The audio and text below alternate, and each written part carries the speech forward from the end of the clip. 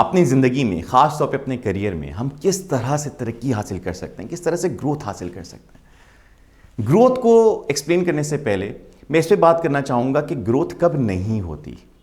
جب ہم رک جاتے ہیں، یا گروتھ کا جو اپوزٹ ورڈ ہے وہ ہے شرنکنگ، سکڑ جانا۔ کیا آپ کو معلوم ہے چائنا میں بہت عرصے تک جو چھوٹے پاؤں ہیں وہ خوبصورتی کی علامت سمجھی جاتی تھی،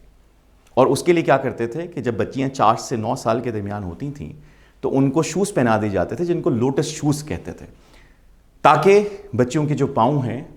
وہ نشوونما نہ کر سکیں، وہ گروتھ ان کی نہ ہو سکے۔ تو ہمیں یہ تو بات معلوم ہے کہ اگر ہم ایک چیز کی گروتھ نہیں چاہتے تو ہم اس کو شکنجے میں بند کر دیں، ہم اس کو استعمال ہی نہ کریں، تو یقینی طور پہ گروتھ نہیں ہوگی۔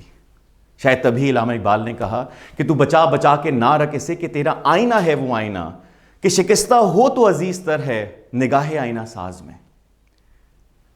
اگر ہم واقعی اپنی زندگی میں گروتھ حاصل کرنا چاہتے ہیں تو ہمیں سمجھنا ہوگا کہ گروتھ جو ہے یہ ڈائریکٹلی پروپورشنل ہے کہ ہم اپنی زندگی میں کتنے بڑے چیلنجز کو فیس کرتے ہیں اور ان کو اوورکم کرتے ہیں، ان پہ قابو پاتے ہیں۔ مثال کے طور پہ ایک بندہ جم جاتا ہے اور وہ شروع میں جو ہے وہ خالی روڈیں لگاتا ہے، مگر اس کے بعد وہ ویٹ جب انکریز کرنا شروع ہوتا ہے تو اس کی گروتھ ہونا شروع ہوتی ہے۔ اس کا مطلب ہے اپنی زندگی میں اگر ہم واقعی گروتھ حاصل کرنا چاہتے ہیں تو ہمیں بڑے بڑے پرابلمز، بڑے بڑے چیلنجز کو فیس کرنا آنا چاہیے، اور اس کے لیے بہت ضروری ہے کہ سب سے پہلے ہم اپنے کمفرٹ زون سے نکلیں۔